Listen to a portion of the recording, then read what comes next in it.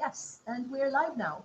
So hello everyone, this is the WikiMed Elective course at Sackler School of Medicine at the New York program at Tel Aviv University, Israel. And today we're very happy to host Emily Temple-Wood, who is a medical student in the US and is joining us today to share some of her awesomeness and work around medical related issues and women's health. And Emily, the floor is yours, or rather the Thank screen you. is yours. Yeah, the magic of technology. So hi everybody, I'm Emily. I'm, as you might have heard earlier, a second-year medical student in Chicago. So I sympathize with all of you who are taking step one. I am also in that position, but I've also been a Wikimedian for over 10 years now. So that's like half of my life. And I've been really involved in the areas of women's health, women scientists, women's history, and in general, trying to close a lot of the content gaps that we have, which is how we talk about the areas of content that are missing on Wikipedia. So I don't know exactly how much y'all know about Wikipedia, but this is their fourth session. Your fourth session. Yes, fourth. They just started out, kind of. Where they got all the intros about how the community worked and started to do some training on the dashboard. Okay. They also picked articles to work on that are all related to women's health. So Excellent. This is going to be the first round of articles, and I thought it would be really nice for them to meet you just before they delve into everything, to kind of get a bigger picture of why this is important and how you went about doing everything. So.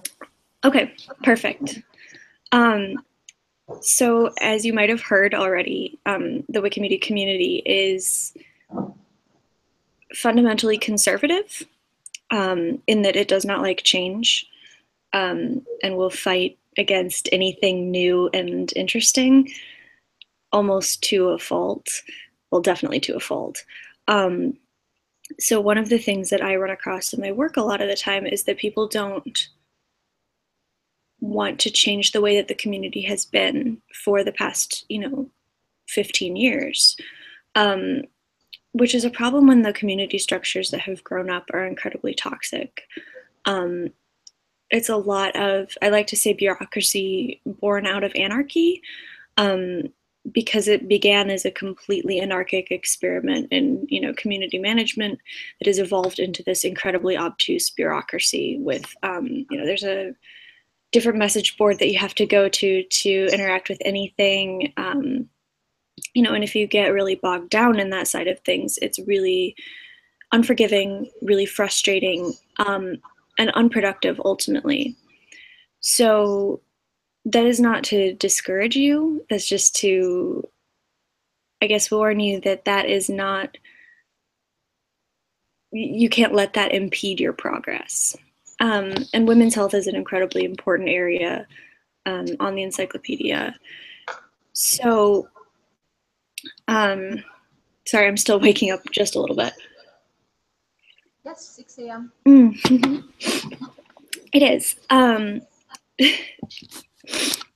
So when you're focusing on content, we have all of these guidelines for you to follow, the medical reliable sources guideline and whatever.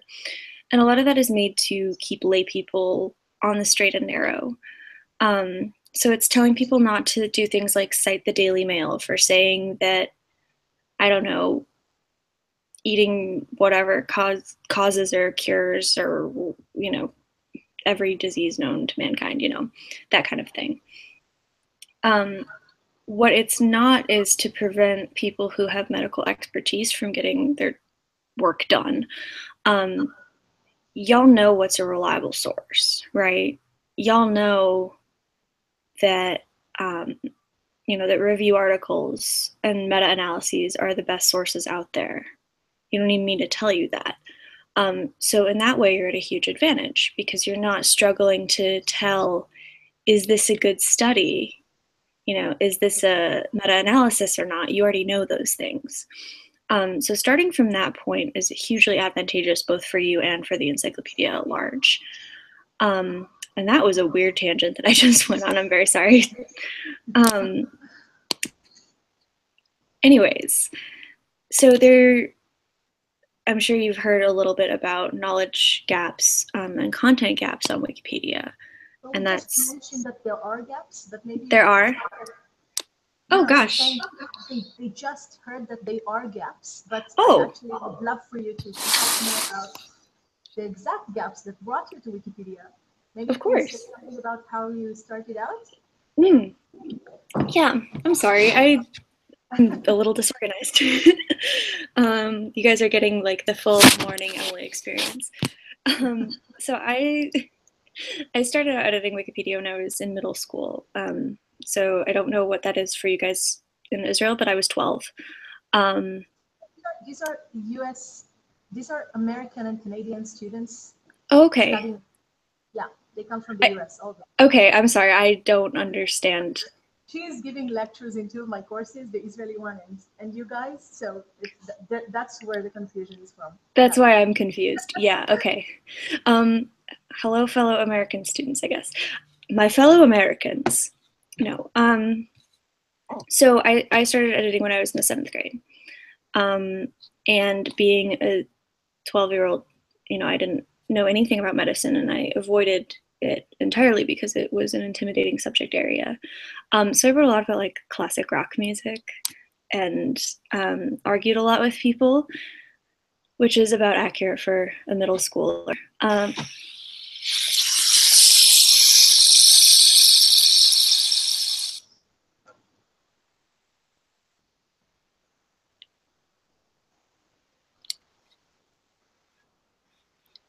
Sorry, my headphones just made a horrendous noise. That was painful. Can y'all hear me? Yes. Crap.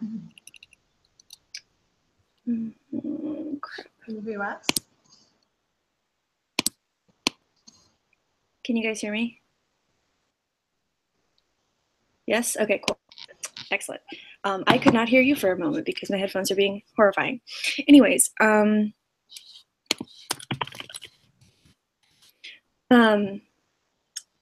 so I got really involved in the bureaucratic side of Wikipedia, in the message boards and the administrative side of things, because that was something I was good at. And I've served, in different capacities for the Wikimedia bureaucracy. But when I went to university, I got super involved in the content writing side of things. So the gaps in Wikipedia content, what we call them the content gaps, we call them the gender gap, we call them a whole bunch of things, are centered around marginalized people, marginalized ideas, as you might expect. So anyone who's not, a cis white man from Europe or North America is underrepresented. So that means that there's a content gap related to women's health, related to LGBTQIA health, related to people of color, related to especially women of color, people who aren't from Europe and North America.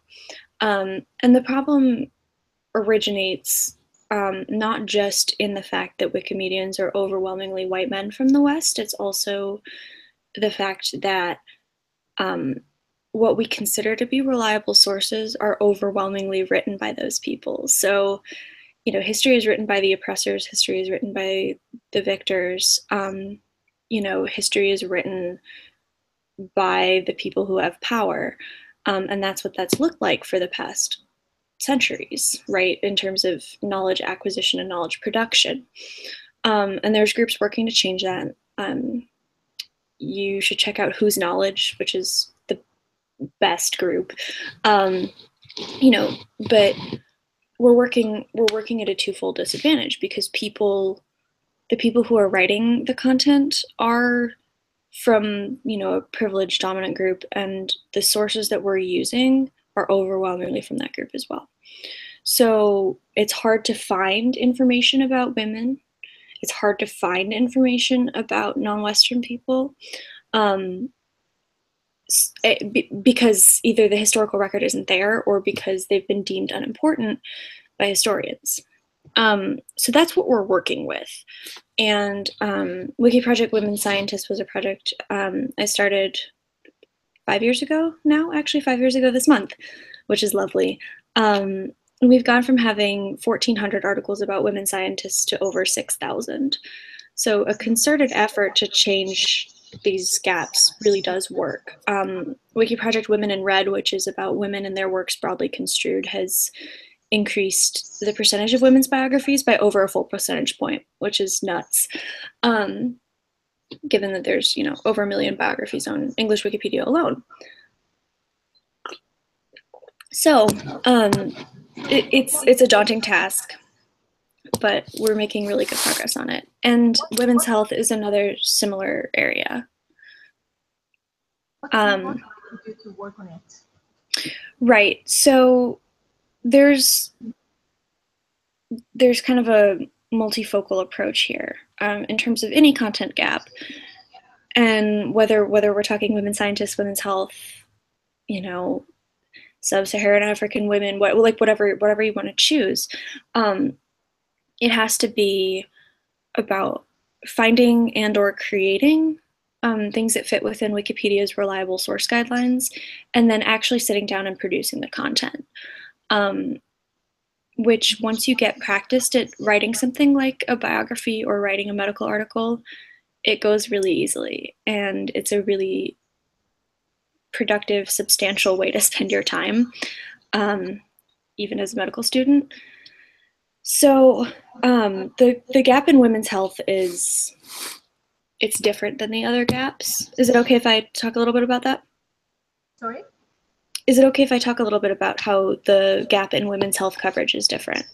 Yeah, sure. Just okay. Tell the students all the juicy stuff on why you started out and what motivates you to do it as a student. Like, what's the challenges and what's the advantages as far as you're concerned? Right. So I'm primarily motivated by feminist rage, which may or may not be your motivation, and that's fine. But it's a democratization of knowledge, and the more information we have out there about women's health, about women's history, the better off we as a society are. And that's been my primary motivation for the past 5 years, which has worked pretty well for me. So women's health is something that's really important to me personally because, I am a woman, and, I find a lot of online information really lacking about women's health. And there's a lot of misconceptions. Like, I find myself explaining things that are relatively basic about, vaginas and cervices and uteruses to people who just haven't been exposed to this information. So that's part of what we're working against. There's a stigma about talking about women's health, which is one of the things that's a problem on Wikipedia. There's also, the idea that women's problems aren't any different from men's problems, which is something that we see in like heart disease studies, that show, women are completely differently reacting to these medications than men are. Maybe we should study them in women. So we're working with kind of a dearth of knowledge in terms of that, but also the idea that, this isn't important enough. And the idea that like women's bodies are inherently horrifying. So it's a big pile of stigma, and I relish nothing more than just like wading into that and fighting with people, which is what I've been doing with regards to women's health. I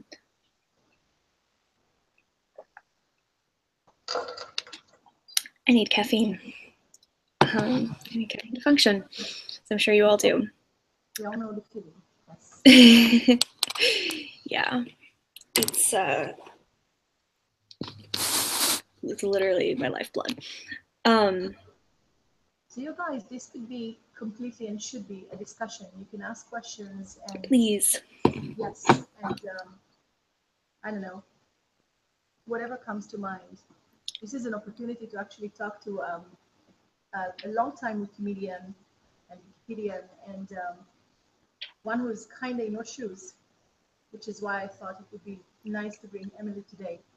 So go ahead. Yes, please. I'm not, I could talk, but it's more interesting if you ask me stuff. Anyone? Feel free. Really. Nothing. You also need to wake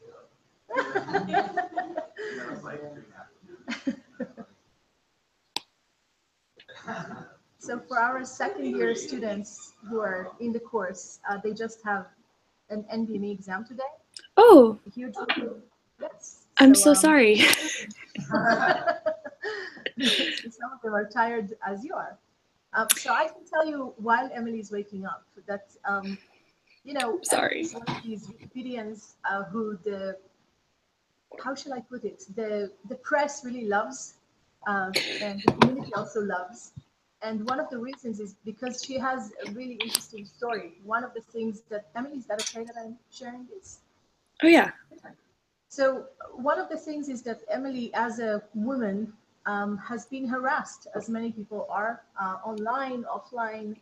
And one of her, you kind of got that she had a spirit for fighting. One of her ways to fight harassment, which is a serious issue, was to write an article every time she was harassed about women. And this is how she kind of got started, right? Am I telling the story right? So I'd been a Wikipedian for a really long time before that happened. But a couple of years ago, I'm trying to remember when that, let's see, I was still an undergrad. I had started Wiki Project Women Scientists, and then a couple of years later, the harassment about that was getting really ugly and bad, and I was not handling my frustration productively, by which I mean, I would, go home and rage and cry and not get anything done and kind of let them get the better of me. So, in discussion with my friends, how you kick around dumb ideas, I was like, oh, screw it. I'm going to, every time this asshole sends me an email, I'm going to write another article about women scientists. I'll show them. And this got really popular, which is fun. I have to clarify, I don't do this anymore. I do not have time to write an article for every time I get harassed. I would be doing, I would not be passing my classes if I did that. But I still do, I still do write. And when I get something really disgusting or really upsetting, that's what I always turn to, because, I'm perpetually scrunching for a punchin', but, I still need some kind of productive outlet for my emotions. And that's what that's turned out to be. So I think two years ago, or a year and a half ago, the Wikimedia Foundation wrote a blog post about it, and it got some attention, and it's been really good for bringing a lot of attention and press to the cause of closing these content gaps, which is super, super awesome. And Yes. people they say they're interested in me, but really I just want to talk about all the women that I write about. And how did you get involved in Women in Red? I mean, how did that come about? So and can you say something about what is Women in Red? Yeah. For those who might be listening and don't know anything about it. Yeah, so Women in Red started in 2015. So it was kind of modeled after the idea of okay, we have these successful projects for women scientists and women artists. Let's do something that's an umbrella. So it's a project about women, women's biographies, women's works, women's interests. So all of these things, and it's put together by my dear friend, Rosie Stevenson Goodnight. she spearheaded the whole thing, and it's incredible. It's in a bunch of different languages. It's been one of the most successful projects, right up there with Wiki Project Medicine. There's a cat doing something to, hey, excuse me. There's a cat stealing my things. Cat, no, that down. It is not for you. Give that back. Oh my God, where did you find that? In class. Any cat? Okay. Sorry. I love all animals. They're all amazing. But we are not allowed dogs in our apartment complex, so we have 2 cats, and one of them is currently being a butthead. So I apologize for that. Anyways, yeah, Women in Red, military history and medicine are the most successful wiki projects ever. And it's really cool to have seen this from its genesis. So yeah, that's kind of the very brief history of Women in Red. And the idea is, Women in Red because of red links in Wikipedia, and the idea is to make them. Oh yeah. Right. Basically, to close gaps in Wikipedia of things that should be there and are not. So that's where the name came from. And, yes. And it is in multiple languages, including Israel. Mm-hmm. And yeah. So it's really cool. Yeah. Yeah, we have a very lively Hebrew community around Women in Red and WikiWomen in general. Mm-hmm. So that's awesome. But want to tell them about the Keilana effect? Yeah, which is the wildest thing, is someone wrote a research paper and named it after me. I'm still not sure what to do with that. My life has gotten very weird in the past 5 years. So one of the researchers with the Wikimedia Foundation, Aaron Halfacre, wrote a paper where he looked at the quality of women scientist articles as compared to the rest of the encyclopedia. And he found that around the beginning of 2013, coincidentally, not coincidentally, a couple months after Wiki Project Women Scientists was founded, there was a dramatic increase, a spike in the quality of women scientist articles. And they went from being, on average, substantially below the quality of the average Wikipedia article to substantially above, where they've remained. Do you want me to screen share some of that? Yeah, sure. Okay. Let me see if I can find it. So if I'm not mistaken, Aaron Halfacre is the main researcher at the Wikimedia Foundation, Mm-hmm. and they run all sorts of research to check what is really happening in wiki projects from various angles. And one of the things that was really important for the foundation to check is whether, when we have wiki projects of sorts, is it really impactful? Does it really make a difference in terms of the quality of the encyclopedia, in terms of closing gaps? And so he kind of took women scientists, which is what Emily was working on, as a case study. And what he found was really dramatic, and Emily's going to hopefully share. Yes. Share in this deck. The cool graphs that we have from his research that really demonstrate the power of what's something that one individual does, and then, of course,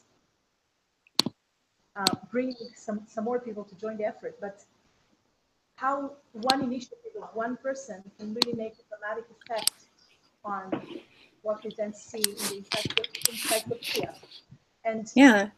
Can you guys see this? Oh yeah, we can. Excellent.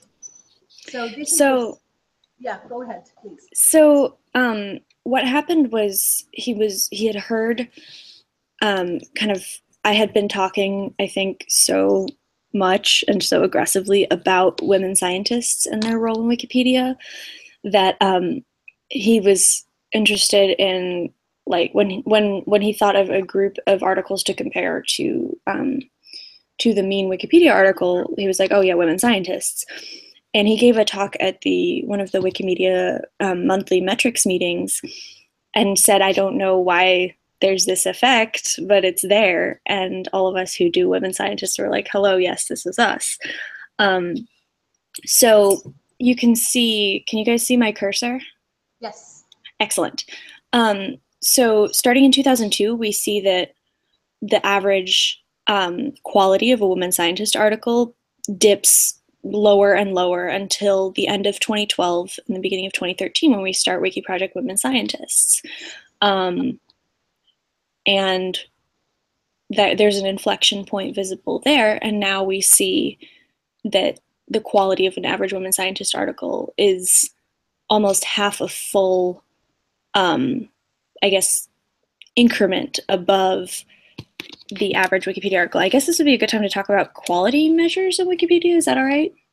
Yeah, go ahead. Okay, cool. I will unscreen share because, hello. So Wikipedia articles are measured in terms of quality, and there's a really good way to tell how much progress you've made, and it's a really satisfying thing to see the quality of an article increase as you're working on it.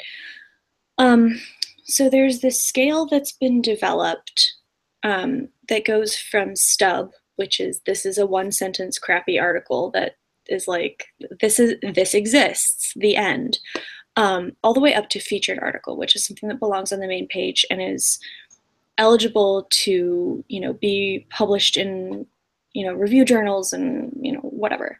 It's professional quality. So there's 6 different gradations in here. And we've developed some machine, and I say we, not me, I'm not a machine learning expert. We, the Wikimedia community, just to clarify, have developed machine learning algorithms that can real time take a look at an article and assess its quality on this scale. So I guess someone can send you a link to ORS. Can you do that, like in a class email or something at some point? Will do. Okay, excellent.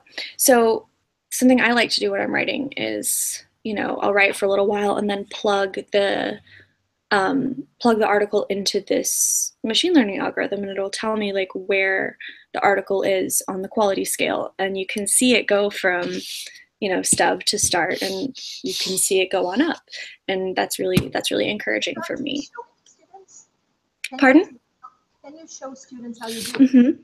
Yes. Let me. Yes, it will take a moment to load. And let's see, screen share. Here we go. So this is ORS. It's a little bit, intimidating. And we'll just pick, look at endometrial cancer, which is something I wrote in undergrad, which was a really stupid amount of work. So when you're looking at a Wikipedia article, you know that there's all of the content, there's the info box, whatever. Over here under tools, I have some extra stuff installed, but you should always see a permanent link. And that gives you the important thing, which is called your old ID. And you have to pop this into ORS. And it's available for a bunch of different things. So you'll select your wiki, you'll select this, which is the metric for quality, and put your ID in, and it'll pop out something. So this is a lot of, it's a lot. These are our 6 gradations of article, and the score is the probability that it fits into that category. So, there's a 4% probability it fits into the B category. So whichever one has the highest number is most likely the score for the article. It's relatively simple. And really anything above, 0.5 is an indication that it belongs in that category. So it's a featured article, and ORS agrees that it belongs in that category. So when you're working on something, you can use this to assess your progress, and it's delightful to see it go up.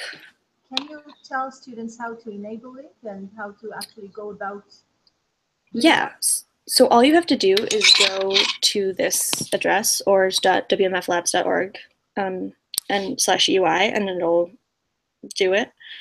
And all you need is the number at the end of the permanent link, and it'll kind of do the rest for you. Do you get And if anybody, guys, do you understand? pardon? I'm asking the students if they understand Oh, sorry. the result page. Can you, Emily, can you scroll it down so they can see Yes. all the All the beautiful numbers. Yes. Do you get what it says here? Do you get how you read the results? Was it clear? Perfect. So If it isn't a featured article about a B, or is that actually yeah, it's just by ABC. So because the F is right. Oh, okay. So Yep. It just, or the featured is yeah, it just puts it in alphabetical order. Right.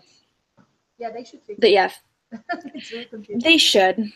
It's not, unfortunately, not high on their priority list. Turns out that keeping the thing functioning is the highest thing on their priority list. Whatever. Let me. That's a cool thing that can actually help you assess your progress as you're working out. Yeah, and it can give you some motivation too, seeing that you've actually made a difference in the quality of the article.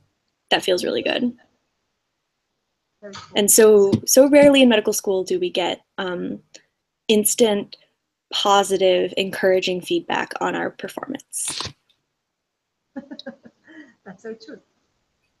Can you tell the students some stories of how, if at all, your Wikipedian work helped you in your studies? I mean, Wikipedia is the reason that I'm a medical student right now. There's no question about it. So, yeah, this isn't a story I tell very often. I haven't told it since my freaking medical school interviews. But okay, so I did my undergraduate at Loyola University Chicago. I majored in biology, as most of us probably did, out of a genuine love for biology. I actually went into school planning to be a researcher. I didn't think medicine was for me. I thought I was, too squeamish. When I dissected a fetal pig in high school, I made my boyfriend do it. He's sleeping in the other room, but if he's listening, thank you, babe. I was too squeamish to engage with medicine at all, and I was really intimidated by the whole thing. So I started working in a developmental biology lab, which was really fun, but not where I wanted to spend the rest of my life. And kind of simultaneously, I ended up getting my EMS certification, which I enjoyed way more than I thought I would, despite the fact that I passed out on my first clinical and got mercilessly mocked for an entire overnight in the ER, which really was not cool. But I started exploring my family history, and there's a really rare genetic disease that runs my family. It's called Birt-Hogg-Dubé syndrome. It's related to von Hippel-Lindau syndrome, which is usually the one that pops up on that. That's in my first name, whatever. But it's 500 families, and the studies in my family were part of the study that characterized the mutation and characterized the disease. So that was really cool. And I found myself digging further and further into the medicine as I wrote the Wikipedia article about it. And it was nice to start with a rare disease because, one, there's not that much information out there about it. It was discovered in 1977. So I could read everything that had ever been written about this weird disease. I could see the effect of it in my family. My grandmother's popped a bunch of pneumothoraces, and she's a tiny 5'4" white lady. She's not what you would expect. And it helped me understand that, and it opened up medicine to me in a way that nothing else really had. So I spent a summer waiting for all of my fish assays to go in the fly lab and writing about Birt-Hogg-Dubé syndrome. And what kind of clinched it for me was that when I got the article to good article status, I shared it with my grandma, and she said that it was the first time she'd understood why she was sick, and that doctors had like tried to explain it to her before, and she hadn't got it until she read this thing that I'd written. And like maybe she was being flattering because she's my grandma, but she also doesn't really do that. And it felt really good to be like, oh, I can be a part of patient education. I can do something really useful, not just for physicians, but for patients too. And, you know, she mentioned one of the sequelae of Birt-Hogg-Dubé is a proclivity for CLL, which my grandma has, as does a whole bunch of other people in our family. You know, and when she went to her oncologist, she was able to print out this Wikipedia article and be like, here's all the information about the weird genetic disease I carry. And that helped with her cancer treatment. And that was awesome. So really my first entree into medicine was through Wikimedia. And that was really, it was not just like a profound experience for me in terms of like my family, but in terms of feeling like I could do this. And that was part of the impetus for why I ended up actually like applying to medical school. So yeah. And if y'all want to, I guess I'll throw a link there for you, because I'm still super proud of like this article, and it's a very weird disease. It's very weird, and I'm a nerd and I love it.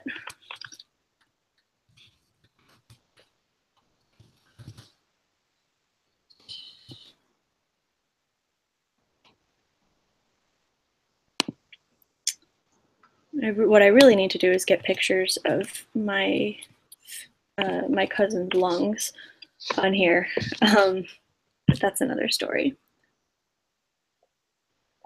Oh yeah, and I'm lucky I don't have it. It's autosomal dominant, and my mom didn't get it, so I'm lucky. But yeah, most of my family is affected. It's pretty wild. So, and then you got to medical school. Yeah, that was a journey. So I decided that I wanted to go into medicine after my EMS training, which was my sophomore year of college. So I had to do the whole thing really quickly. You know, I took my MCAT at the beginning or at the end of my junior year, and I got into medical school the winter of my senior year. So it was very, very intense for me. But you know, I would go and see something in clinic or in the ER or deal with a patient doing something dumb. I was an EMT on a college campus. I saw a lot of dumb, a lot of vomit, real good at dodging vomit. You know, and I want to go write about it. And that really augmented my medical education, and it's helped me maintain my sense of like curiosity, because I'm sure as y'all know, it's such a grind, and we all went into this because we love something about medicine. And I love biology. Like, I love it. I love the practice of medicine, but I also really love, like, I love virology. I'm a virus geek and an embryology geek. And we don't get a lot of time to sit back and appreciate the profundity and the gravity of the things that we're studying. You know, so we have to cram all of first aid into our heads. We don't get to enjoy that. We don't get to enjoy any of the knowledge, which is sad. And exploring Wikipedia helps that. You know, writing about, you know, I saw a patient whose fetus had full triploidy, and writing about that was a really good way to appreciate the case in more than just I had to learn this thing, I had to write, you know, a note or whatever. And beyond that, and beyond the emotional like component of caring for this bereaved mother, was also writing about the biology about it. So it's been an important part of my medical education, which is pretty cool. So we kind of know what the research is saying about how writing Wikipedia articles kind of improves skills. Oh yeah. Has this been your experience, your personal experience as well? And what Oh yeah. skills do you feel have been most impacted or improved from your Wikimedia work? Yeah, I mean, it's hard to say because I've been doing it for half of my life, and no 12-year-old is like a competent, okay, not no 12, I guess I was a competent researcher at 12, but most people are not that. But it's given me, I've had a head start on all of my classmates in terms of my experience with databases and my experience with sorting through research quickly and I'm really good at PubMed searches. Oh yeah, I can find anything. It's great. But it also, it's more than that. It's more of a willingness to engage with information that other people don't always have. Like we had computers in our anatomy lab, and when there was something like wrong or misspelled or needed fixing on Wikipedia, I would literally like put down my dissecting tools and fix it right there. And that was completely incomprehensible to my classmates. It's like, oh, Emily's weird. She fixes Wikipedia stuff. It's a willingness to engage with information sources in a way that we're not often taught to. We spend so much time, again, just like absorbing and cramming this information into our brains that we don't think about it as critically as we necessarily should, which is fine. This is how we pass step one. But with Wikipedia, you always have a critical eye. Once you've edited, once you've engaged, you will always have a critical eye towards your information and look to see how it can be improved.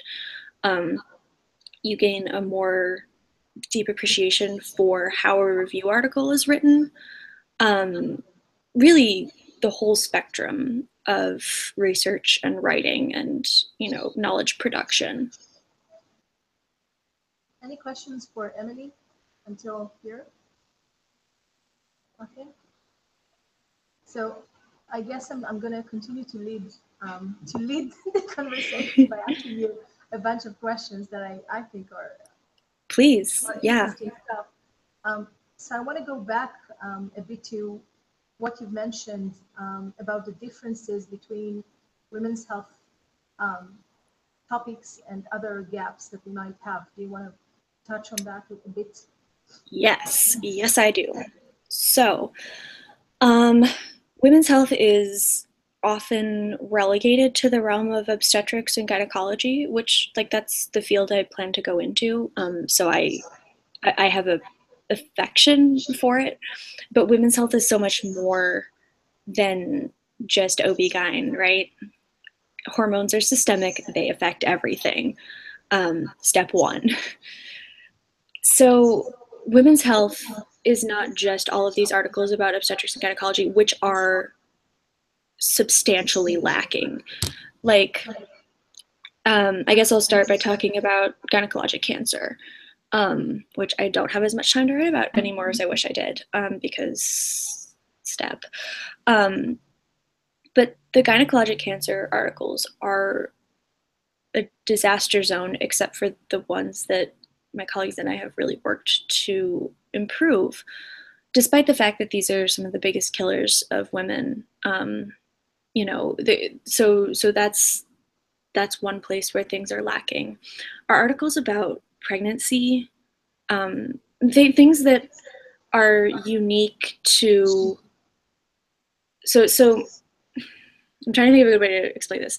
Things that are unique to cis women are not great on the encyclopedia. Things that are unique to, for example, trans women, there's like one article and there's, not a lot of mention. And part of this is due to the medical establishment's inability to study these things because we're 30 years behind everything else. But the things that do exist are not necessarily, they haven't been explored deeply in the encyclopedia. So there's this huge gap of information relating to women and especially relating to LGBTQIA women. So there's a couple of different approaches to the women's health subject area that I've found useful. And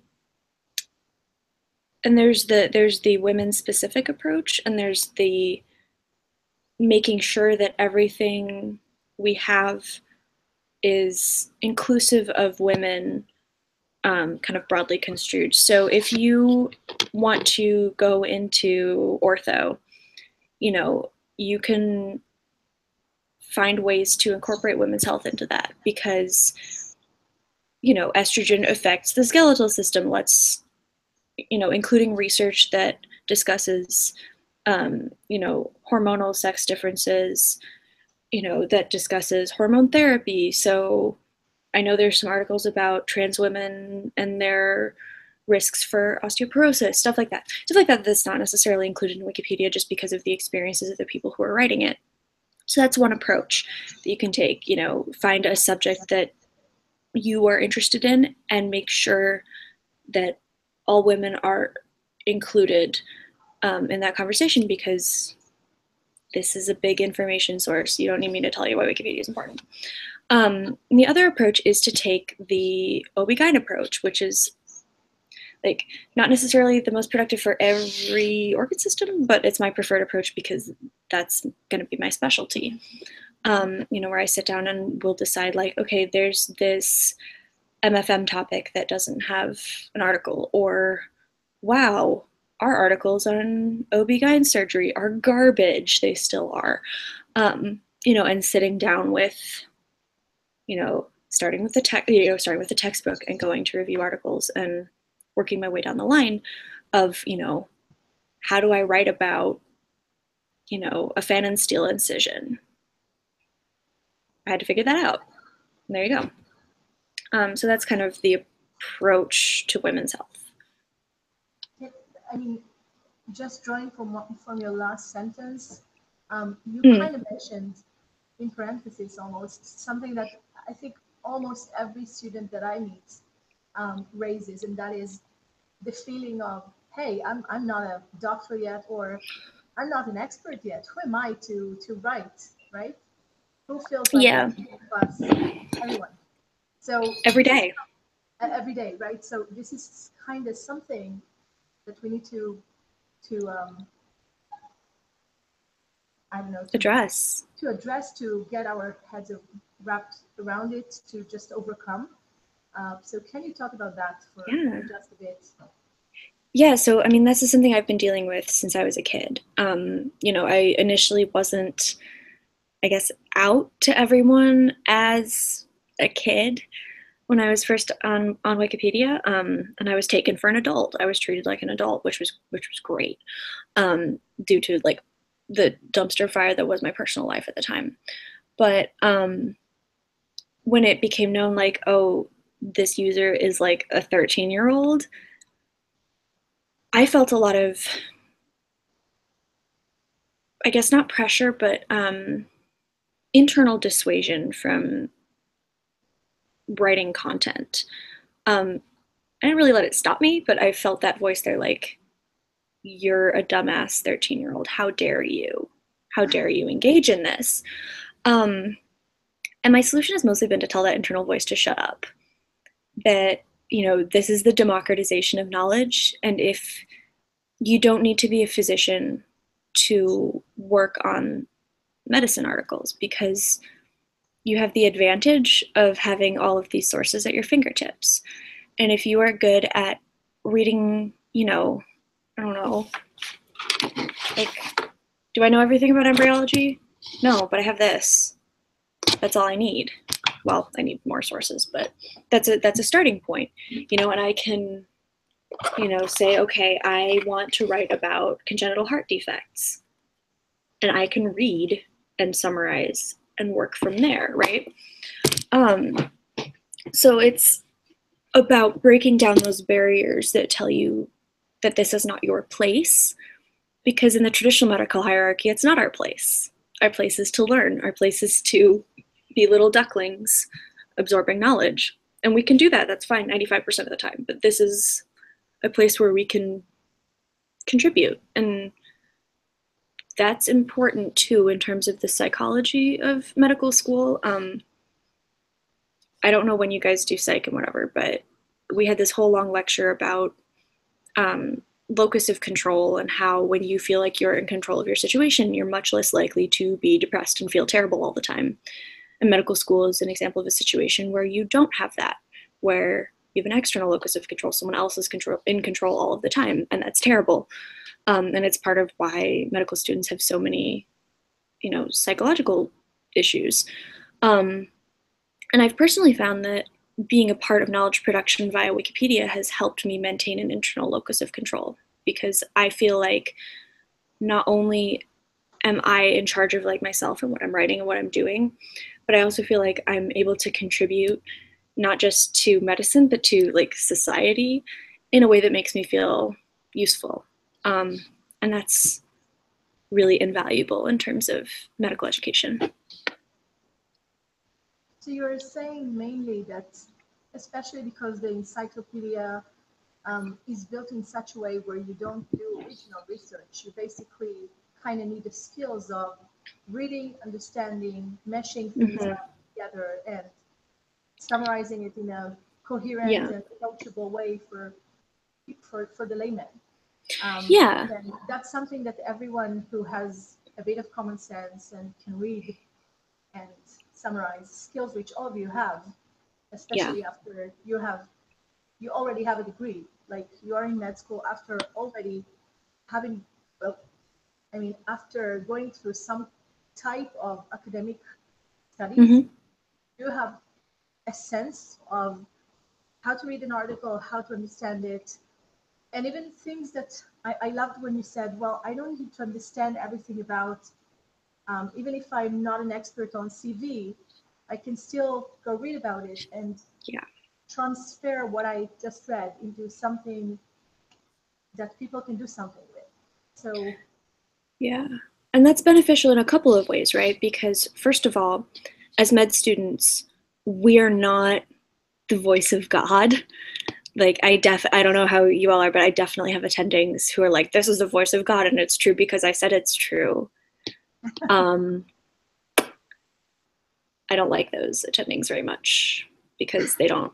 I'm like, where's your peer-reviewed meta-analysis?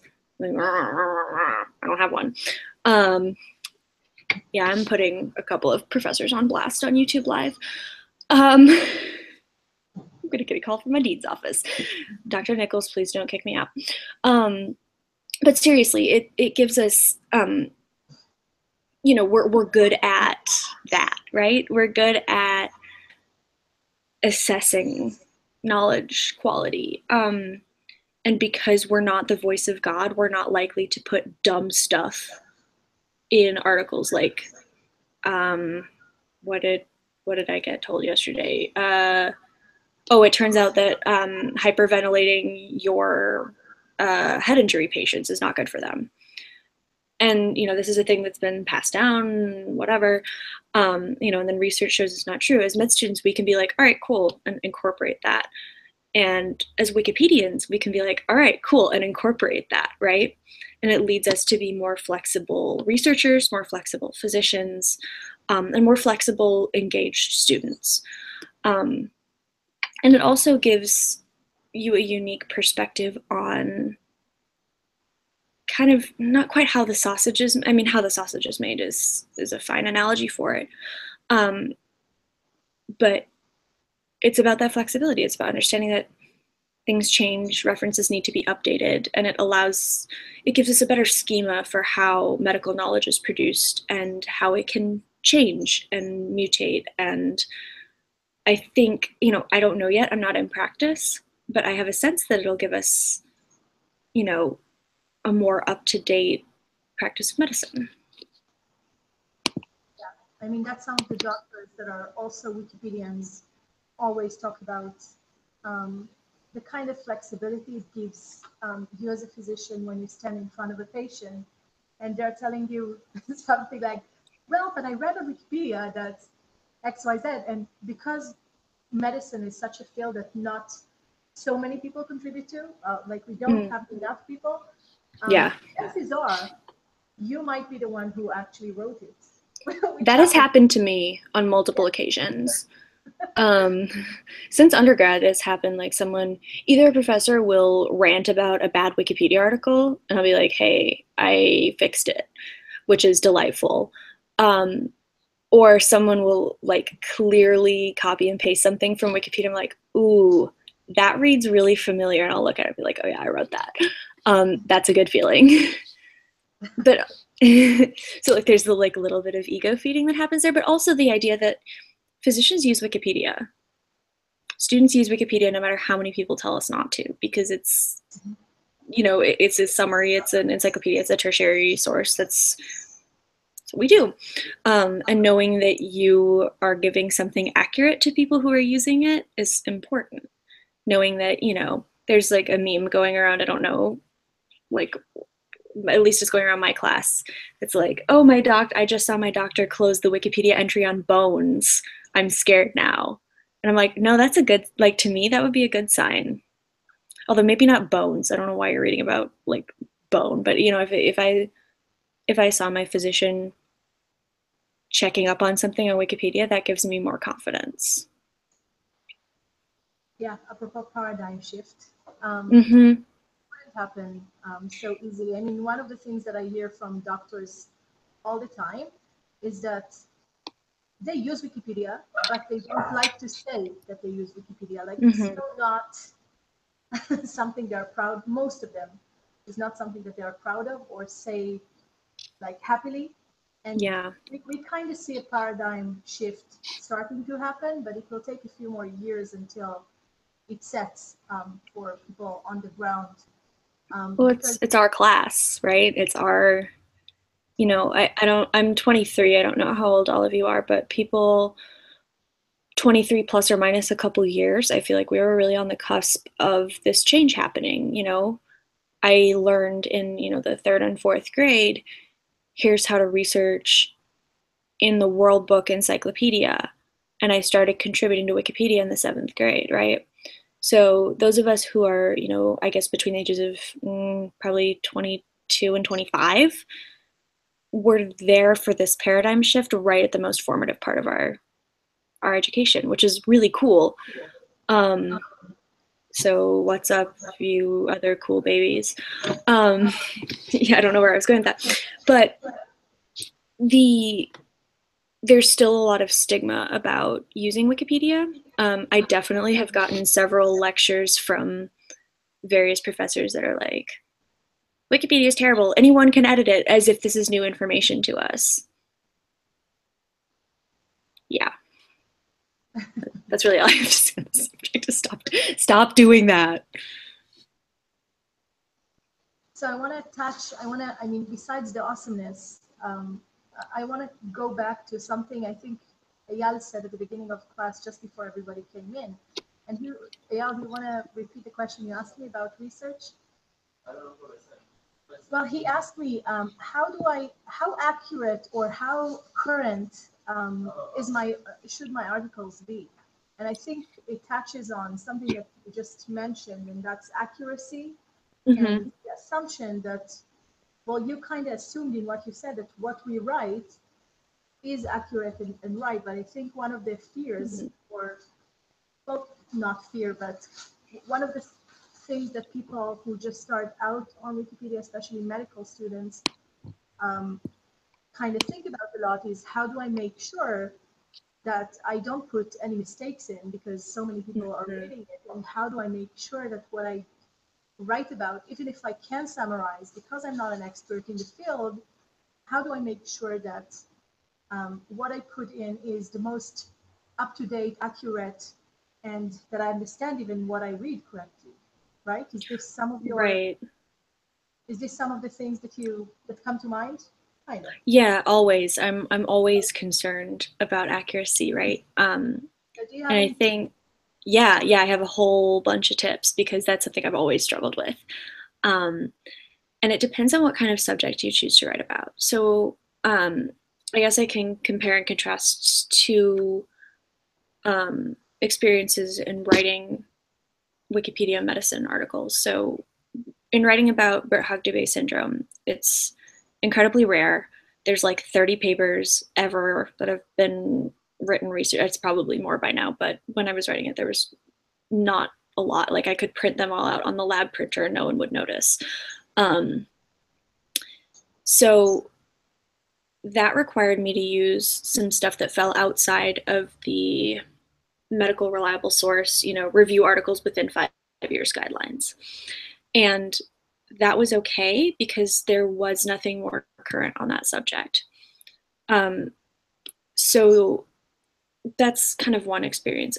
In writing about endometrial cancer, which is, the 4th most common cancer in women, and, it's a huge, huge killer of people with uteruses. Like anybody with uterus, there's a pretty solid chance that they'll end up with endometrial cancer at some point in their lives. And writing about that, I started from a place of, okay, what's the most recent research? And I went back from there. Because stuff from 10 years ago doesn't include, immunotherapy because we didn't have it. And it doesn't include like, oh, these are these mutations that have been characterized and all that. So a lot of the molecular biology stuff moves really fast. And even stuff that's a year and a half old can be out of date. Whereas stuff about, let's say, physical exam findings, unless there's some new huge paradigm, that hasn't changed in the past 20 years, right? So, the idea, for example, that a postmenopausal person with abnormal vaginal bleeding should be tested for endometrial cancer, that's been true for a really long time. So you can cite, a textbook from 2010 on that and you're going to be fine. So it's about knowing what changes fast and what doesn't. And as students, we have a pretty good appreciation for that. For what our professors are saying, like, oh, this is how it was 5 years ago and now it's changed. That's a topic where you need the most recent research, as opposed to something that, the old crusty doc says the same thing as the one who just graduated. Does that help? I think so. Any other Excellent. tips in terms of, making sure that you're on top of it? And what happens if, yes, you put something in and it's not the most accurate? Yeah, so a couple things. If you screw up, someone will tell you. They might tell you kind of rudely. If I do it, I try to be very polite, unless someone is rude back to me, in which case, don't. I've gotten in my fair share of scraps over the years. Try to be polite. It's the best you can do. And sometimes people will not share your ideas about what's a good medical source and follow the guidelines is the best advice I can give. If you're concerned about stuff not being up to date, that's really normal. But if you go to PubMed and you read the most recent reviews on the subject, that's the medical consensus, right? Our temptation as students is often to go to the most recent weird, like, this is a weird in vitro study from 2 months ago that showed that such and such is active in what, like, don't go there. That's not our place. That's not Wikipedia's place. It's not for the cutting edge. It is for the established stuff, for the most part. Like, and there are exceptions to this, as there are in everything, but unless it's like Ebola, an emerging epidemic situation, right? You're never going to be citing a study, like any kind of study, unless it's a meta-analysis, unless it is about the history of a disease. When you get into history, that's a whole nother ballgame. Because then you can be citing papers from like 1901 and, right? I always delight in reading very old medical papers. They're ridiculous. It's fast. I love medical history. Medical history is really fun to explore, and I encourage you all to include it in your articles. If only because you get to see like what Pliny the Elder said about something, which was usually like put some horrifying concoction on it and hope it gets better, which it wouldn't. So I enjoy that aspect of it too. But if you, select your sources well, you'll be fine, and if you're accurately reflecting the medical consensus, you know, read the up-to-date article on something, you know, and you're not going to be making clinical recommendations the way that a source like UpToDate will, but you should have, you know, the same general information about symptoms and pathophysiology and treatment and whatever. A common mistake I see med students make is including like dosages of drugs. Don't do that. That's not, we don't do that for a bunch of reasons. You know, we're not, it's not the place of an encyclopedia. Also dosages change quickly and different doctors prefer different dosages for stuff. So don't do that. As an example, let's say you're writing about like a milleride, you want to include, you know, so a good thing to include would be, it's approved in these countries for these uses, and it's also used off-label as an inhaled therapy for cystic fibrosis. Now, we all want, you know, I'm taking notes on this in my pharmacology class. This is the dosage. This is how it's given. That's not right for Wikipedia. See what I mean? So it shouldn't be like, here's how you practice clinically. It's just the facts.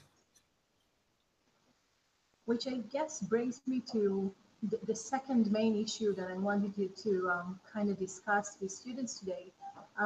The first thing was talking about gaps in Wikipedia and specifically women's health. But for me, the fact that there are gaps always connects to how the community really works and how you, as a minority writing the Wikipedia, a Wikipedia article, how you deal with how the community works and how you deal with bias of people in writing the encyclopedia, not only from the outside. Mm-hmm. And this is why part of what I asked you to talk about was relating to editors and how we kind of manage the collaborative aspect of writing the encyclopedia. You've already mentioned that some people are rude, and I have too. Some people are really nice also. I mean, that has to be said as well. Some of the greatest people that I know are Wikipedians, so some of them are really nice people. Mm-hmm. Just that's online, sometimes people take the liberty of, you know, as in any online situation, it's kind of easier for people to detach themselves from understanding they're talking to an actual person behind the username. So, yeah, let's talk about that. Yes. That's an interesting problem, right? Because I can be kind of abrasive online when I'm upset. And that's something I've kind of trained myself out of because I'm not 12 anymore. But some people have not grown beyond that. And let's start from a place of talking about like why people are this way, not just like the generic detachment of people are assholes on the internet. It's more of a, some people don't want to believe that Wikipedia has these biases. And despite the fact that like experts agree and the analysis shows really clearly that there are these biases, people don't want to believe that they're real. They also don't want to believe that like women are important and have contributed things to society. So one of the more common categories of hate mail I get is like, you are pushing an agenda and women scientists aren't real, which is kind of bizarre because I'm sitting here like I'm a published woman scientist, bite me. Like, come on, try harder. But the idea is, you know, this is an agenda that you can't be pushing on Wikipedia, and like we're supposed to be neutral, so your feminist agenda has no place here, which is garbage, to put it politely. You know, making sure that Wikipedia reflects all groups should not be that should be all of our agenda, making sure that the encyclopedia is comprehensive and includes everyone that it should. That sounds like the agenda that we all share as people who are writing this encyclopedia. And of course, I would say one of the things that I hear people say to me if they don't believe that there are gaps is, well, but if Wikipedia kind of represents the world and what to do, the world historically didn't have women do all these things. They were fewer women, so it makes sense that they would be fewer, right? Did you I get that hear this all this the time. argument that because historically we don't have many women doing anything important, basically, then it makes sense that the biographies would be less, that they would not be covered, that there would be a shift between. So that's one of the things that I hear constantly from people. Emily, Constantly. you want to take this one? Oh my God, it drives me, I'm sure it drives you crazy, just as it drives me crazy. Oh my God, it's so frustrating. Because yeah, we are working uphill against this historical bias, right? Women's work was devalued. Women were not allowed to participate in the formal structures of, say, science and medicine for a really long time. So yeah, there are fewer records. We're working uphill against like a historiographic problem. And I talk about this a lot. But the fact remains is that of the notable women that have existed throughout history, we do not represent them fully, right? And we represent them less fully than we represent men. And one of the things that I have used to counter this that I think is very well supported by data is when you look at, for example, well, this has kind of changed since Wiki Project Women Scientists and Women in Red have been so successful. We're making a sea change in this. Is that when you look at historical sources that are specifically about women or about, non-white people or anything that's not cis straight white men from the West, we see that Wikipedia has a lower percentage. So, if we look at I don't know, what do I have down there? The Biographical Dictionary of Women Scientists, there's like 5,000 women in there. If we only include half of them, clearly we're the ones who are lacking, and it's not just the history that's lacking. When our proportion of women represented, so if you look at the Oxford Biographical Dictionary, and if our percentage of, if we are missing more women than men, that's when it's our problem and not the problem of historians. Now, when we look at the fact that 16% of biographies on English Wikipedia are about women, that's born from these two facts, right? That's born from both the historical problem of women are not in the record, and women weren't allowed to participate in these formal structures that would have enabled them to become part of the historical record. And it's also, we don't write about women because sexism.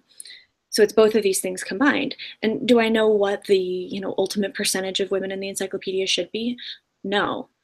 Is that an important question?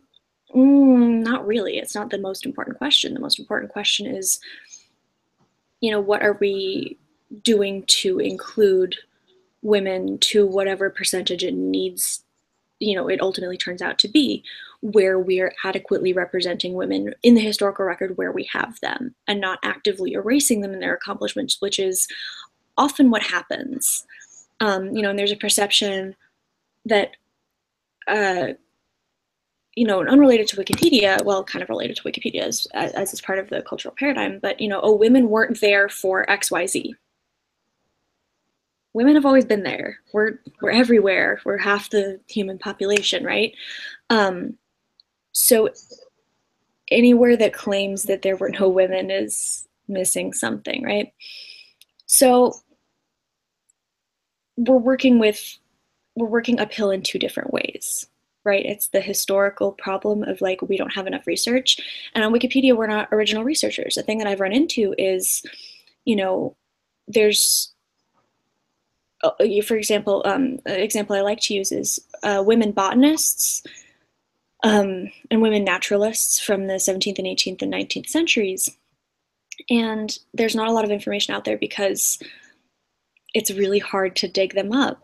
But there are some researchers who do, and there's this whole treasure trove of women who are clearly notable and have clearly done a lot for science who just aren't in the historical record. And unfortunately, I as a Wikipedian can't go digging through archives, and I as a medical student can't do that either. So we're working against, like, hurry up and wait for historians to do their thing, and then we're working against the community's kind of inherent sexism. And it's very frustrating. It's like my central frustration.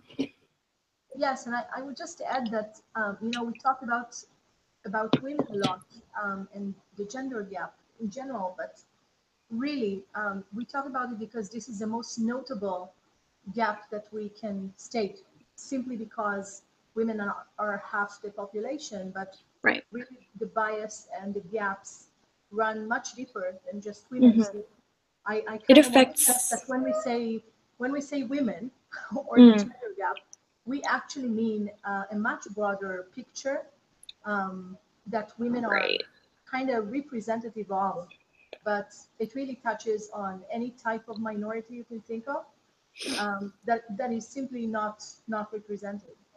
And right, and anyone who's not part of the, I guess, the cis heteropatriarchy white power structure in Europe and the Americas, specifically Canada and the United States, is underrepresented. So, you know, it extends to everything, right? It's completely pervasive. You know, look at a map of the density of Wikipedia articles about places. Every, wow, I'm doing a good job of keeping myself from swearing. Anyone who knows me knows that I have a potty mouth. Every nowhere, nobody town in France has an article on Wikipedia, but not, you know, Ghana. Like, I think there's actually, let me find this density map. Ghana, India, Africa, in general. Literally anywhere that's not America, Canada, and Europe. Yeah. While Emily's looking for whatever she's looking, I want to stress one more point, and that is, what did I want to say? There was something that I wanted to say. Yeah, I wanted to talk about why it all matters. So I want to give you an example of why it was important for me in week 4, in our 4th session in the course, to kind of drill down into gaps of knowledge in Wikipedia and kind of give you a broader look on that issue before you delve into actually writing your articles. For me, it was a really important issue to raise, not only because you need to consider it critically when you write stuff down, but also because I wanted you to be aware of the implications. And I want to give you an example that will demonstrate what I'm talking about. So the bias, and I kind of love this class because your class kind of represents Wikipedia. We have 2 women today. Usually we have a bit more people, but the proportion of men, women in class is kind of similar to what we actually have in Wikipedia. Mm-hmm. And one of the reasons why raising awareness for gaps, what? Sorry. Yeah, you're kind of a microcosm in that sense. And, you know, some of my classes, I'm really happy to see that I have like half women, half men. These are, or mostly women. These are classes that I'm happy to work with, but I'm also happy to work with this because this is actually reality. And for me, not only preaching the gospel of, you know, we need to close the gaps to women, but mostly to men as well, because people are simply not aware. And I want to give you an example of why it actually matters. And I can tell you a story from Hebrew Wikipedia that will demonstrate it, but it actually happens in every single community. I'm sure Emily has tons of examples that she can share as well. But in general, it can come down, the bias is so deep in terms of who is participating even, not only the types of knowledge gaps that we're trying to overcome and to write like Women in Red and trying to write about things that are not there, but also the type of people who actually sit down to write Wikipedia matter. And it matters because when it comes down to, let's say, the amount of people who can vote if an article gets deleted or not comes down to the people who actually are part of writing the encyclopedia. And you know, I have, again, so many examples of articles about women or women-related issues that got deleted in Hebrew Wikipedia, and I know of examples in English Wikipedia as well, just because the people who came in to vote were the majority of what we see in the white Western male world. They didn't get it. They didn't get that it was an important issue. And one of the successes that Wiki projects, that WikiWomen in Israel have had, and I'm sure. Oh, hello. Yeah, she's decided to join us. Yes. What's her name? Riri.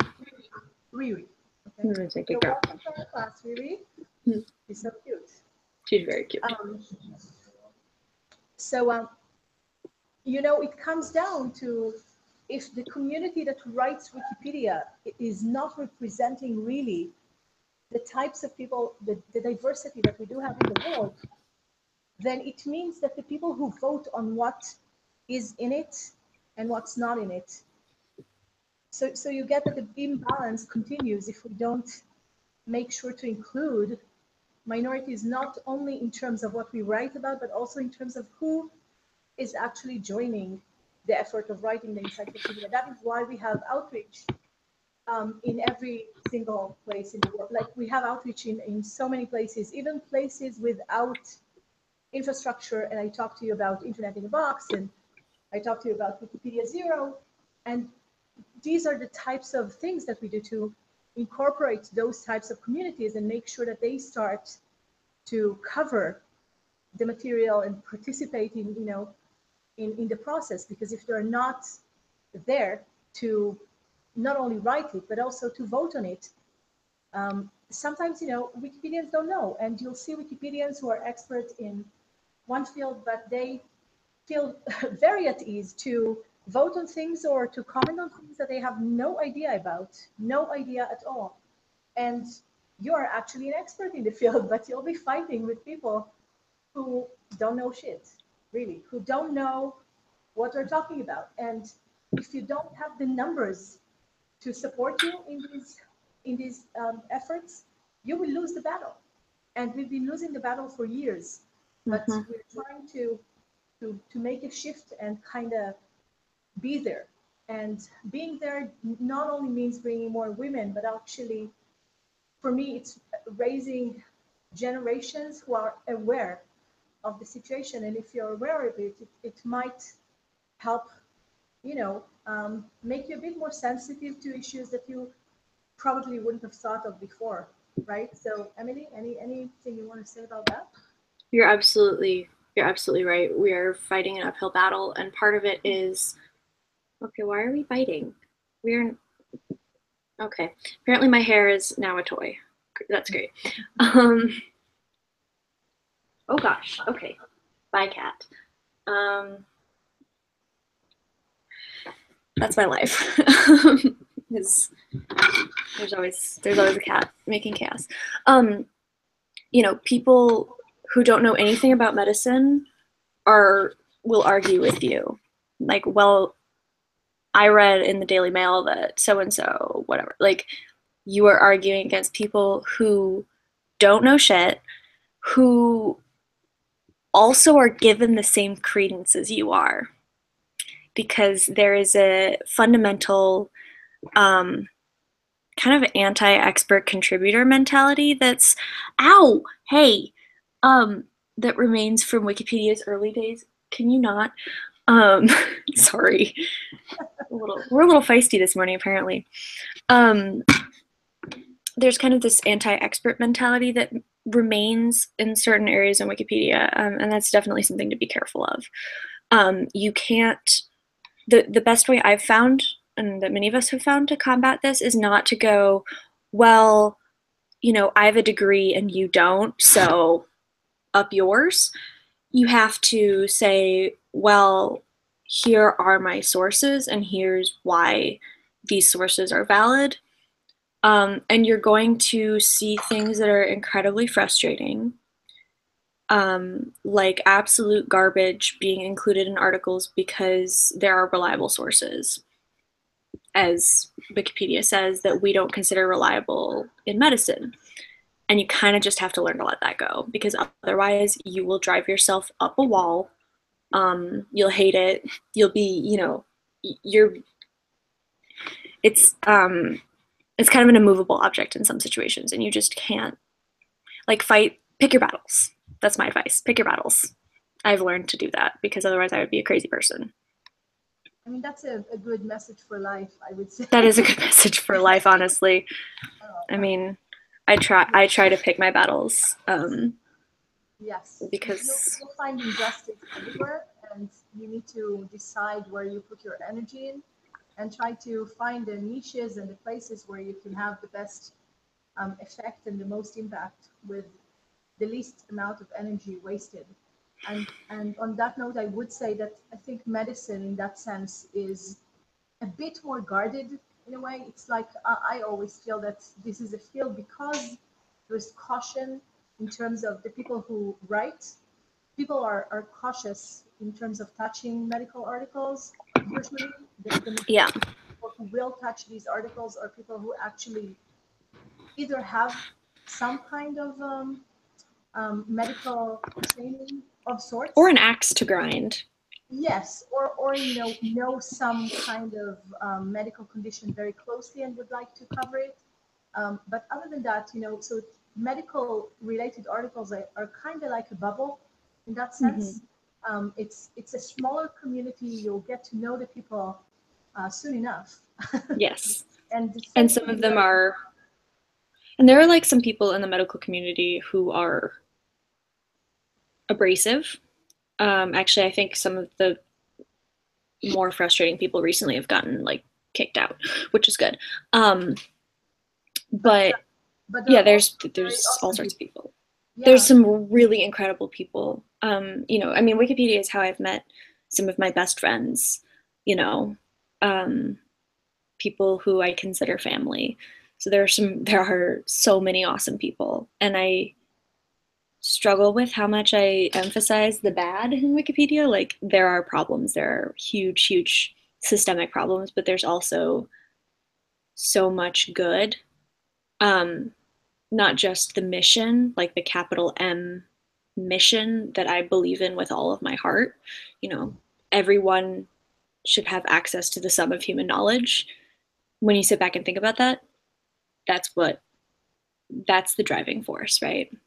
That's why you're doing it, and that's why you put up with some frustrating things. Yeah, that makes a lot of things worth it, kind of. Right. I would not put up with this if I was writing a paper for class. Sure. That the amount of harassment I've had to endure over the past 10 years, it's obscene, and it literally made my mother cry. Sorry, Mom. I would not. It's proportional to the importance of the thing, the amount of harassment that you're willing to put up with. And that's kind of what's kept me going. And we're lucky in medicine that it is a bit of a bubble, and that there are a lot of really quality people.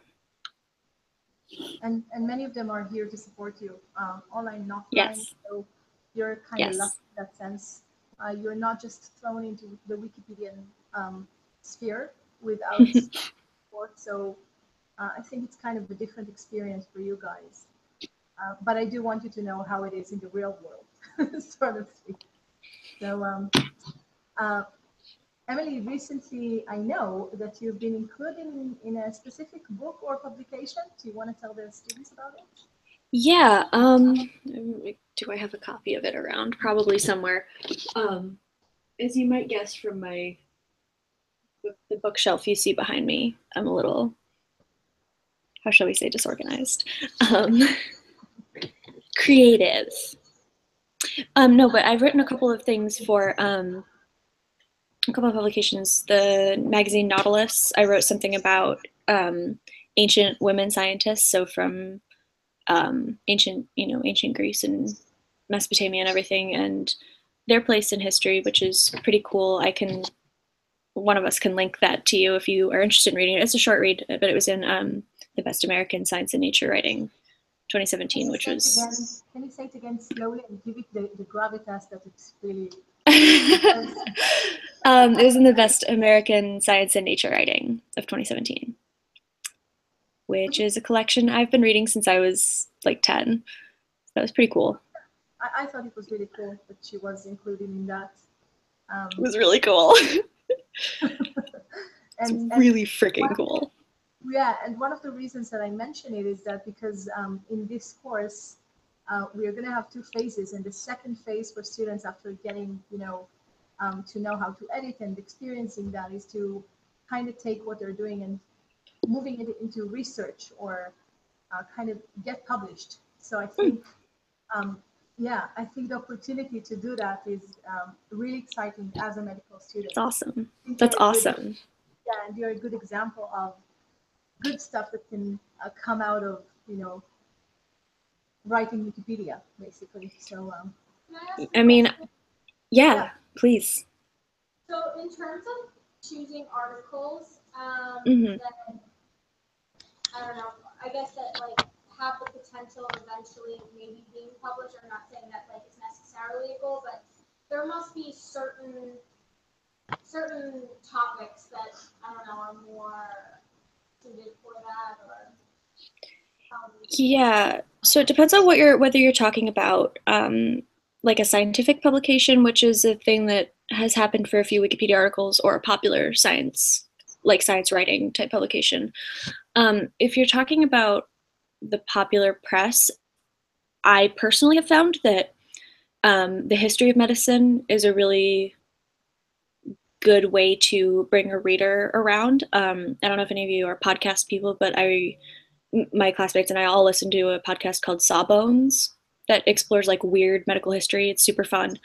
So stories like that, like can you send that is, yeah, absolutely. Do you know that?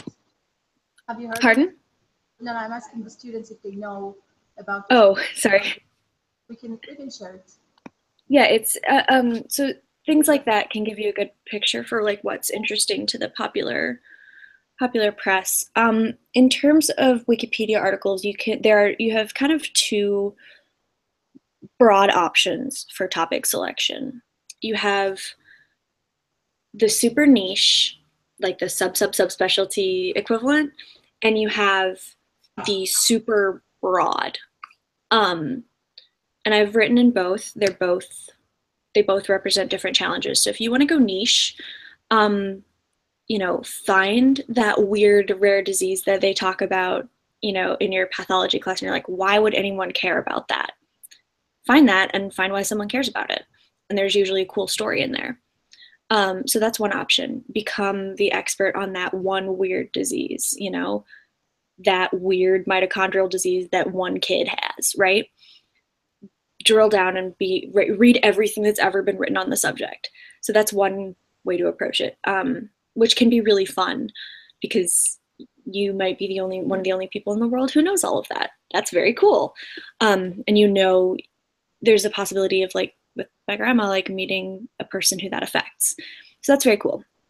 The other option is go as broad as possible, right? Write about breast cancer. Grab that bull by the horns and just do it. It's also really scary.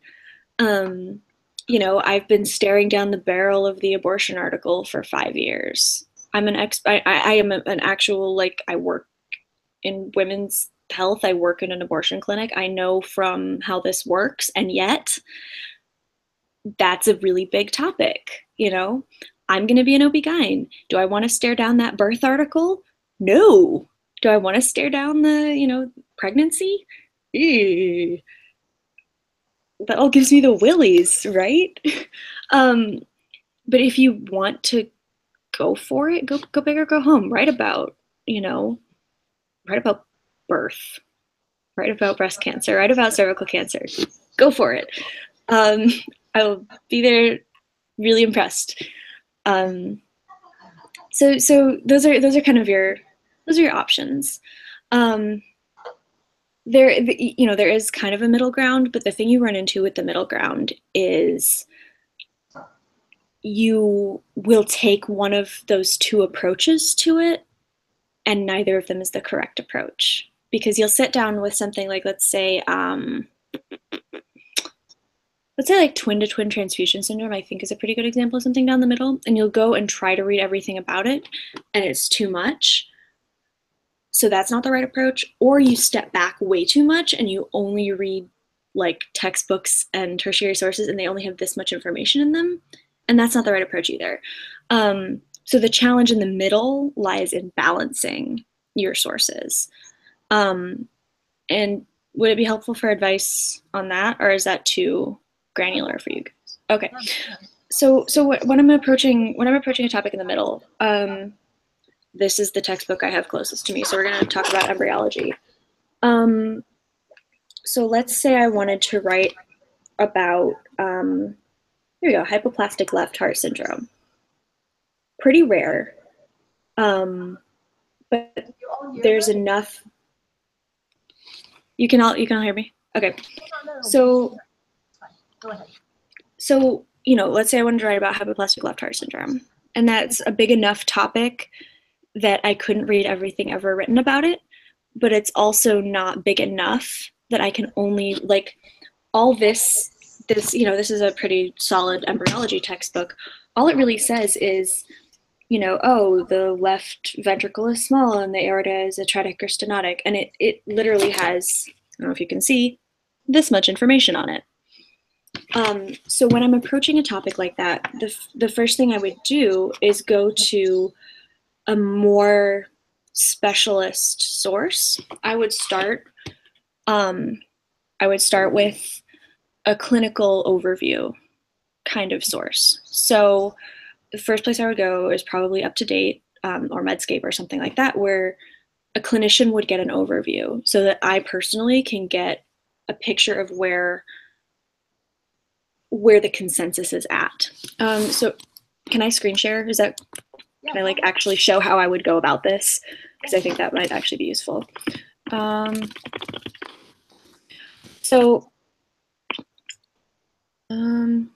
Please work screen sharing. Thank you. There you go. So, oh my God, this is garbage. I forgot how much garbage this article is. Ooh, it's bad. So this is very, very bad. Like, really, come on. So we have this table of contents over here that's a pretty standard table of contents, right? And I could read this article, which is bad, or I could start, please open Up to Date. Oh no, I have to go through a proxy.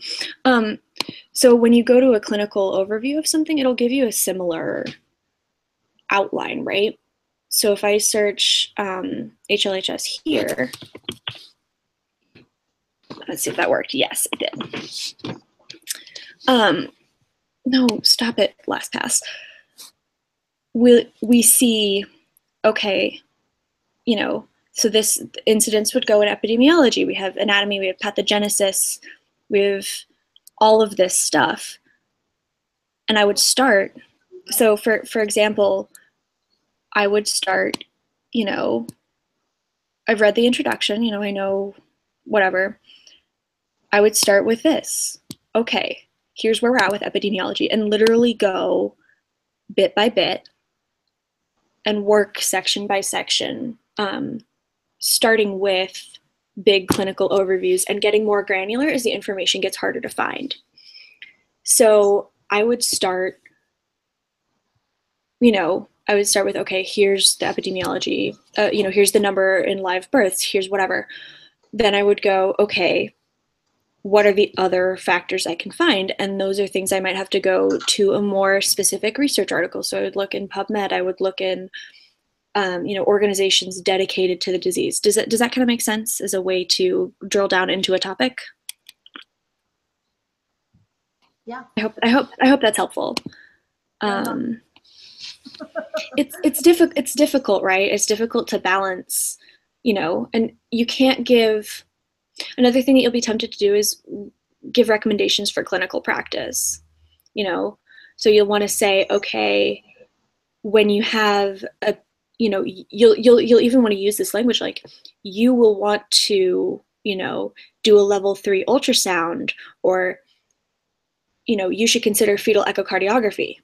That's not the right approach either. You would need to say, you know, the diagnosis of HLHS can be made, you know, prenatally with fetal echocardiography, or postnatally, you know, these are the symptoms, that kind of thing. You know, and writing a differential diagnosis section, that's important to include, but you can't say, you know, your index suspicion should be high for this, that, and the other. No. You're approaching this from a layperson's perspective. So, you know, symptoms that may indicate this disorder are, you know, okay, cyanosis and whatever. And then you say, you know, these are the things that it needs to be distinguished from, and this is how you do it.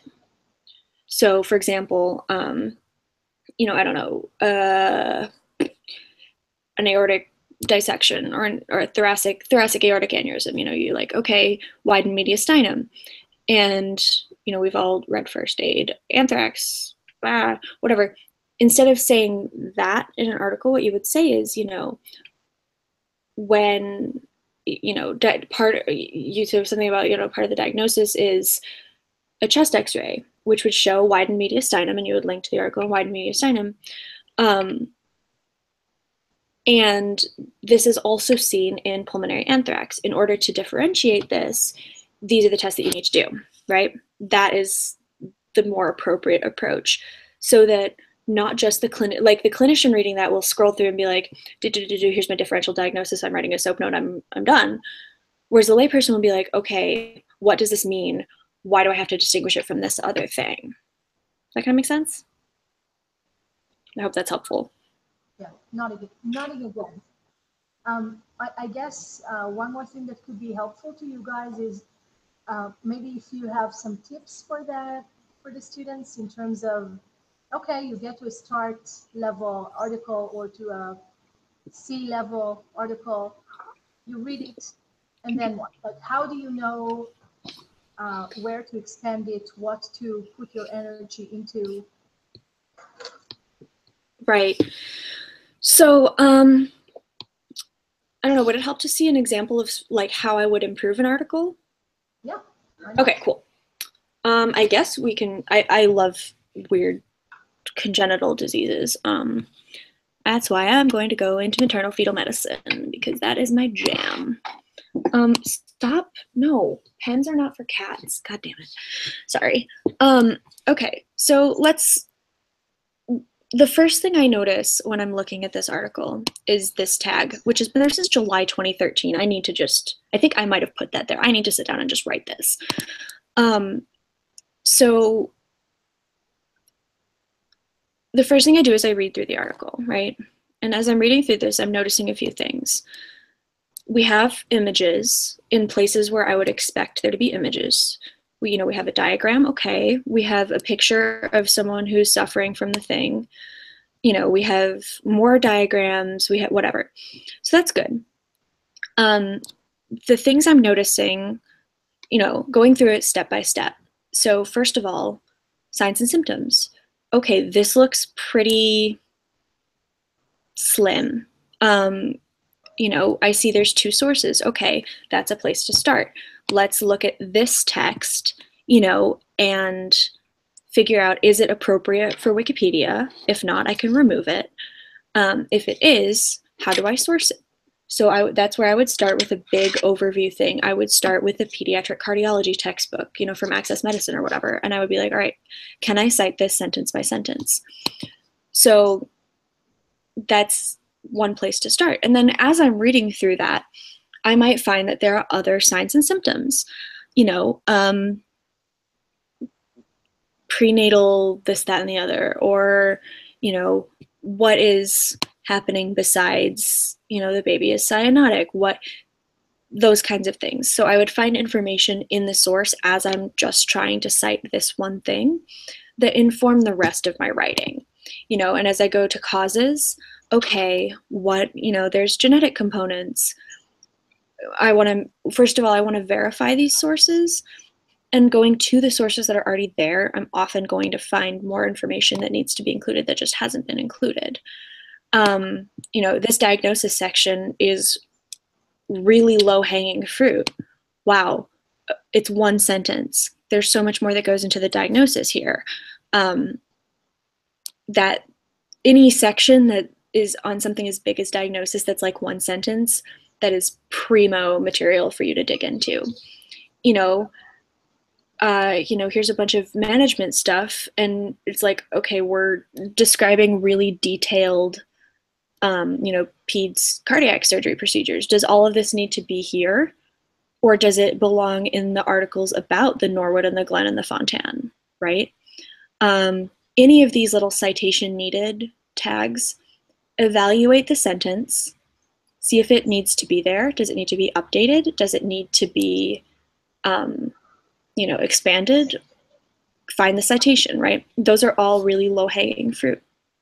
This prognosis in epidemiology could definitely be expanded further. And one of the things that you might find useful, I'm sure you've seen like the Wiki Project Medicine page, but the thing that I use, I still reference all of this stuff the most. Also, please ignore the large number of notifications I have. I ignore a lot of things that I shouldn't, because this is great. We're going to investigate that in a moment to see how people deal with, a more appropriate way to deal with things. So this is a really useful thing, actually. Finding the 5,000 most popular articles, you can look that up. People are writing about low milk supply, which is interesting. You can see that. This down here, not just identifying reliable sources, but the medical manual of style is one of the most helpful things in finding out where I'm missing content. So compare it to, up to date, prevention, and, should it have some more about pathogenesis and physiology? Absolutely. Do we include all of the sections? That's like kind of step one. Does it follow the manual of style? So under content sections, there's this whole thing about what are the sections that we need. Make sure that you have all of the ones that are relevant, Emily? for all of these things. Yes? Just a sec, there is a question here. So one of the Yes. one of the articles you're looking at has like a table of contents, but it doesn't really match the manual, or maybe there's things that are on it that are not even on the manual. How do you approach that? How do you tweak it? Do you change it, or do you like? Yeah. Basically, you basically add the sections that are missing, and the menu on the top would automatically. It automatically changes, yeah. Yes. So yeah, I would change it. You remove the section that was there already about, there's one about grading, and it talks about grading of a certain order. But in a table of contents, what do you do with that? You just put a section, or? Yep. So usually, excuse me. Ooh, I'm inhaling things. So grading of a disorder is actually one of, it doesn't have a specific section. Usually this says like classification usually is where I put it under, and I usually put it under diagnosis. So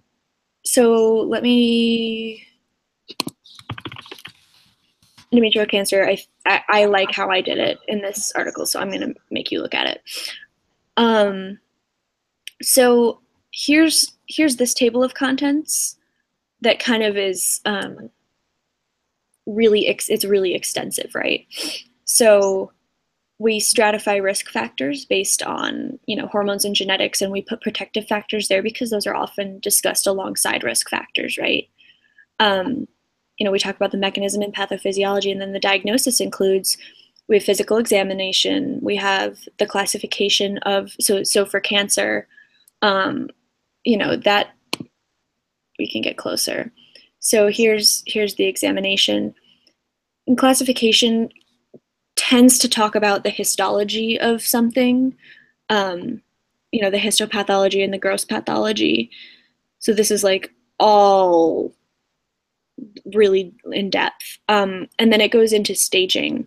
So depending on what disorder you're talking about, you can combine that approach, or you can separate them out like that, depending on whether or not it's like, is there a cellular, you know, basis for the diagnosis? Is it simply, you know, clinical staging? So for example, with CHF,